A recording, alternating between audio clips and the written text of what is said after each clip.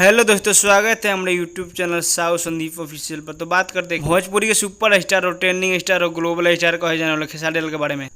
खेसारी लाल के एक अभी गाना है जो काफ़ी अच्छा गाना है और बहुत ज़्यादा वायरल भी हो रहा है, जिसका नाम है मुर्गिया यारा की धमाका हो यारा में 2.0। जी हाँ दोस्तों, जो काफ़ी अच्छा गाना खेसारी लाल के इस गाने पे काफ़ी ज़्यादा बवाल हो रहा है और इस गाने पे बहुत लोग विवाद भी कर रहे हैं। जैसे कि मानते हैं भोजपुरी के प्रमोद प्रेमी जो बहुत अच्छा सिंगर है, इस गाने को लेकर बहुत ज़्यादा विवाद। और बात करते इस गाने के राइटर है भोजपुरी के सुपर स्टार के फेवरेट राइटर खेसारी लाल के फेवरेट राइटर पवन पांडे, जिन्होंने अपने बहुत अच्छा से गाना का लिखे है। वो लगभग एक दिन में 8 मिलियन क्रॉस कर चुका है। जैसे आप लोग जाकर देख लीजिए। इस गाना में ये देखा जा रहा है कि खेसारी लाल के विवाद करने वाले बहुत लोग हैं, क्योंकि एक गाना खेसारी लाल के बहुत लोग कॉपी कर लिए हैं।